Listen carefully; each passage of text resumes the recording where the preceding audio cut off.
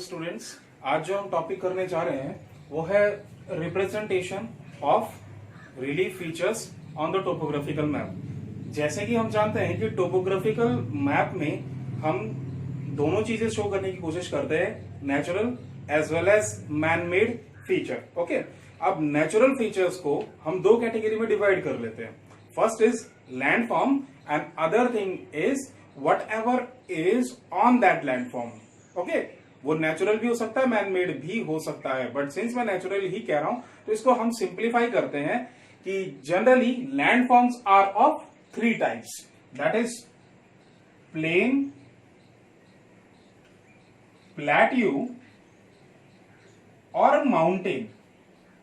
ठीक है, तो तीन तरीके के लैंडफॉर्म्स होते हैं। अब तीनों में से कोई भी हो सकता है, भले ही अगर उसके ऊपर ग्रास ग्रो कर रही है, उसके ऊपर नेचुरल वेजिटेशन ग्रो कर रही है, फॉरेस्ट है, स्वैम्प है, दलदल है, वो चीज अलग है। बट इंपॉर्टेंट फीचर जो हम टोपोग्राफिकल मैप पर देखेंगे, जो कि क्लाइमेट और किसी भी एरिया के क्लाइमेट उसकी टोपोग्राफी के इफेक्ट करता है, वो उसका एलिवेशन, स्लोप और उसका लैंडफॉर्म करता है। तो तीन तरीके के लैंडफॉर्म होते हैं। तो इस वीडियो में हमारा मेन फोकस रहेगा कि इन तीन लैंडफॉर्म को किस तरीके से शो किया जाता है टोपोग्राफिकल मैप में। तो आपने जरूर कंटूर्स के बारे में सुना होगा। ओके, कंटूर्स वो मेथड है जो कि डिफरेंट रिलीफ फीचर्स को शो करते हैं। अब जैसे आप यहां पे देख रहे होंगे, अगर इस तरीके की पिक्चर आप देख रहे होंगे, आपने कई बार देखा होगा अपने टोपो शीट में, तो आपके मन में सवाल आता होगा कि भाई ये लाइंस कि किसी को किसी जगह को कैसे बता रही है कि भाई ये पहाड़ है, या ये वैली है, या ये झरना है, या ये क्लिफ है, वाटरफॉल है, पास है, सडल है, गैप है, क्या है। ठीक है, तो उससे पहले हम थोड़ा सा हमें बैक में हिस्ट्री में जाना होगा। तो रिलीफ फीचर किस तरीके से शो किया जाए, तो कार्टोग्राफर्स ने उसके इनिशियल, भाई टोपो कंटूर मेथड पर वो डायरेक्टली नहीं पहुंचे, उन्होंने पहले तीन मेथड्स निकाले। पहले मैं इन तीन मेथड्स की बात करना चाहूंगा, so after that we will discuss the contour method. Okay, तो मैं दोबारा कहना चाहूंगा, रिलीफ फीचर की हम बात कर रहे हैं, तो इनिशियली ये तीन मेथड, पहले ये तीन मेथड भी यूज किए जाते थे। First is hachuring method. Hachuring method में क्या किया जाता था कि इस तरीके से बीम्स की तरह लाइन ड्रॉ कर दी जाती थी। अब जो शॉर्ट लाइंस हैं वो दिखाती हैं कि यहां पर स्टीप स्लोप है, और जब लाइन बड़ी बड़ी और उनके बीच में गैप ज्यादा हो जाता है तो वहां पर जेंटल स्लोप है। तो इट मींस ये स्लोप तो दिखा रहा है,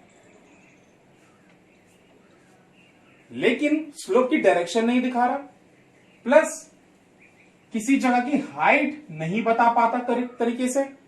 और मैंने क्या कहा, अगर ये हिल है, माउंटेन है, तो ऑब्वियसली बात है यहां पे कोई पेड़ पौधे, वेजिटेशन या घर हो सकते हैं। तो इस तरीके के डायग्राम में अगर आप ऊपर से कोई चीज बनाना चाहोगे, वो बहुत ज्यादा मैसी दिखना शुरू हो जाता है। तो ये जो मेथड था ये काम नहीं आया, क्योंकि ना ये हाइट दिखाता है करेक्ट तरीके से, स्लोप दिखा देता है बट विड्थ नहीं दिखा पाता, डायरेक्शन नहीं दिखा पाता, और इसके ऊपर कोई भी फीचर दिखाना वो बहुत ज्यादा मुश्किल हो जाता है। तो ये मेथड आगे जाकर के कैंसिल हो गया। अगला मेथड आता है हिल शेडिंग मेथड। हिल शेडिंग मेथड मैंने यहां पे कुछ हिस्से डार्क शेड में दिखाए हैं आपको, और कुछ हिस्से लाइट शेड में दिखते हैं। इसको लाइट और शेडो मेथड भी कहा जाता है। जिस तरीके से फॉर एग्जांपल यहां पर एक स्टीप स्लोप का हिल है और यहां पे जेंटल स्लोप है इस साइड से, हम ये मानते हैं कि यहां से कोई लाइट का सोर्स है, वो लाइट गिरा रहा है इसके ऊपर, तो जो एरिया डार्कर नजर आएगा ऑब्वियसली बात है वो ये वाला एरिया होगा, क्योंकि इस पे ज्यादा धूप नहीं पड़ेगी बजाय कि इस जेंटल स्लोप पर। तो जेंटल स्लोप पर धूप ज्यादा पड़ने की वजह से वो लाइट नजर आएगा, और डार्कर जो एरिया है वो स्टीप स्लोप माना जाता है।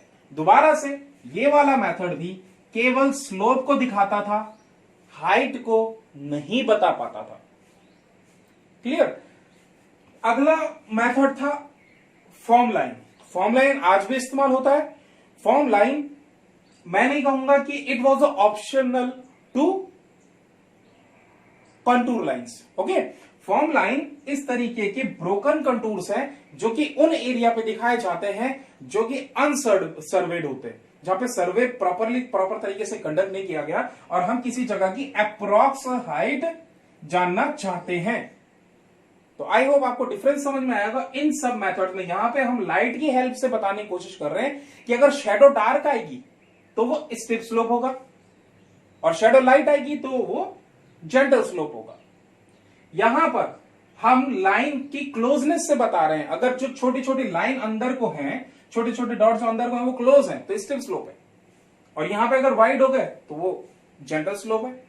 और लास्ट मेथड ये अप्रोक्स हाइट को दिखाता है, किसी भी जगह की जो सर्वेड नहीं है उसकी अप्रोक्स हाइट को ये शो करने की कोशिश करता है। अब जो बच्चे अभी भी कंफ्यूज हैं कि भाई ये लाइंस किस तरीके से किसी जगह की हाइट को, ये किसी आकार को कैसे दिखाएंगी, तो बेसिकली कंटूर लाइंस, अब एक छोटी सी डेफिनेशन इसकी समझ लो।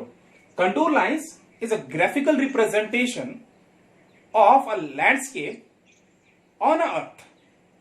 ये किसी भी लैंडस्केप की ग्राफिकल रिप्रेजेंटेशन है, पेपर पर रिप्रेजेंटेशन है किसी भी लैंडस्केप की, और these line joins the height of areas, height of same areas above the mean sea level. ये जो लाइन है एक ही हाइट के एरियाज को ज्वाइन करती हैं मीन सी लेवल के ऊपर, और ये लाइंस किसी भी जगह के हाइट को, स्लोप को और विड्थ को करेक्टली शो करता है। Now I will prove you how it correctly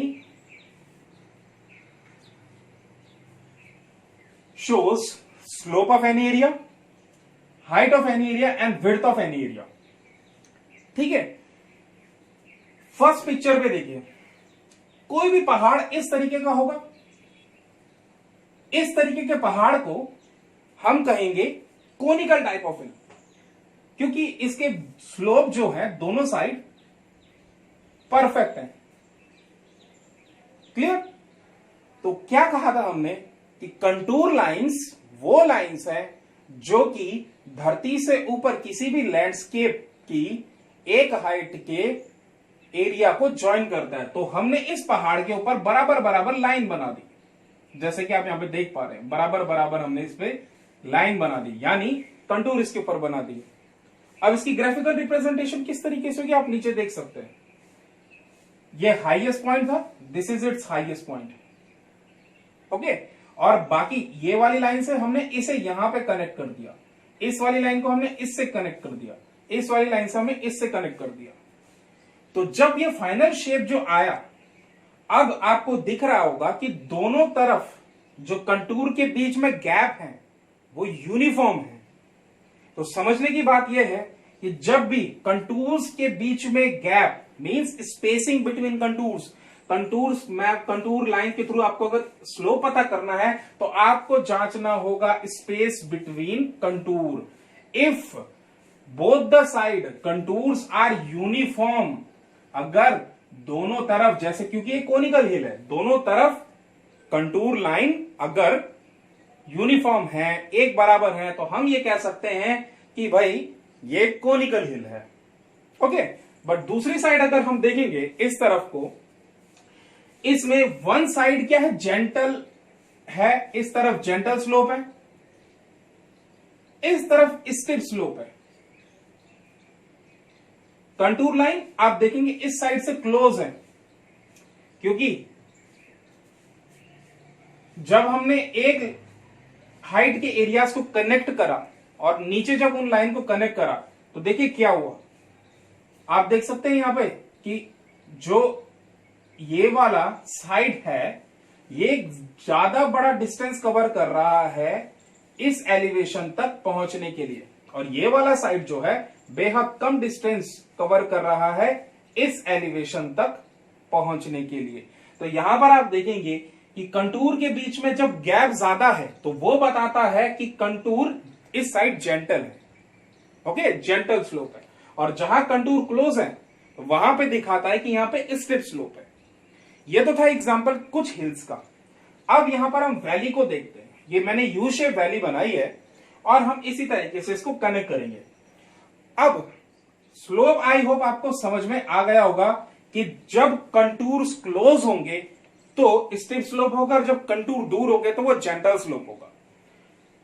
ये स्पेस समझ में आ गया। अब हाइट ऑब्वियस सी बात है, हाइट बड़ा आसान होता है, कंटूर्स पे लिखा होता है हाइट। अब जब हमारे सामने सिर्फ इस कंटूर की पिक्चर है और जब तक इसमें हाइट नहीं लिखी हुई है तो हमें नहीं पता चलेगा कि ये एक वैली है या एक हिल है। जो अंदर वाला हिस्सा होता है वो अगर हाई है और नीचे वाला हिस्सा अगर पीछे, बाहर वाला हिस्सा अगर लो है तो हम समझेंगे ये पहाड़ है। और जब हाइट अगर अंदर को कम हो रही है तो समझ लेना कि ये वैली है। तो जो हाइट कंटूर्स पर लिखी होती है वही उस पहाड़ की हाइट को दिखाता है, एलिवेशन को दिखाता है। तो एक जनरल बात बता दूं, आपके जो आईसीएसई क्लास 10 के सिलेबस में है वो है 20 metres standard height of contour. तो कंटूर इंटरवल कि भाई जो आपके बुक में जो कंटूर्स बने होंगे, छोटे छोटे कंटूर्स, वो 20 मीटर्स के इंटरवल में बने होंगे, सारे के सारे कंटूर्स। ये चीज याद रखिएगा आप लोग। It is a very important question, क्योंकि 20 मार्क्स का आता है आपका चैप्टर, और उसमें से ये जो पार्ट 20 मार्क्स का आता है, और इसमें से ये क्वेश्चन बड़ा इंपॉर्टेंट है कि कंटूर इंटरवल कितना है। तो 20 मीटर्स आपका कंटूर इंटरवल रखा जाता है। तो अब हाइट कैसे पता चलेगी? अगर इसमें लिखा हुआ है 100, 200, 300, 400, यहां पे मैं 20 मीटर इंटरवल नहीं रख रहा हूं, 100 मीटर इंटरवल रख रहा हूं। तो अगर हाइट अंदर की तरफ बढ़ रही है तो समझने का मतलब है कि ये पहाड़ है, क्योंकि अंदर वाला हिस्सा ये है। इस तरीके से देखेंगे आप, ये बन रहे हैं हमारे कंटूर्स, ठीक है।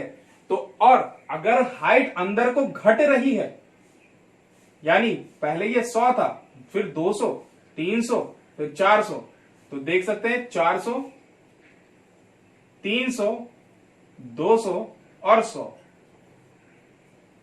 तो इस तरीके से हमें पता चला इसकी हाइट। अब हम विड्थ पे आ जाते हैं। विड्थ हम सिंपली एक स्केल लेंगे, आपने रूलर लेना है, आपके पास जो भी स्केल है 30 सेंटीमीटर और 15 सेंटीमीटर, उस स्केल को आपने यहां पे रखना है।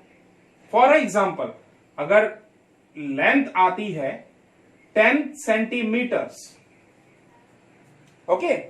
अब आपको अपने टोपोग्राफिकल शीट में स्केल देखनी है।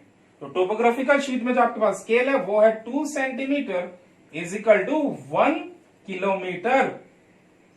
तो जो ये वाली लेंथ हमारी आई थी वो था 10 सेंटीमीटर। डिवाइड करेंगे इसे 2 से, तो 5 kilometre is the width of this हिल या किसी भी फीचर का। तो आई होप आपको कंटूर का कॉन्सेप्ट समझ में आया होगा। और एक आखिरी बात, किसी भी 3 डायमेंशनल फीचर में 3 ही चीजें होती हैं, एलिवेशन, स्लोप और उसकी विड्थ, जो कि कंटूर हमें करेक्ट वे में बताता है। कोई क्वेश्चन हो आप उसे कमेंट बॉक्स पे लिख सकते हैं। चैनल को देखते रहें, मैं न्यू अपडेट्स लाता रहूंगा और भी टॉपिक्स पर। Thanks for listening.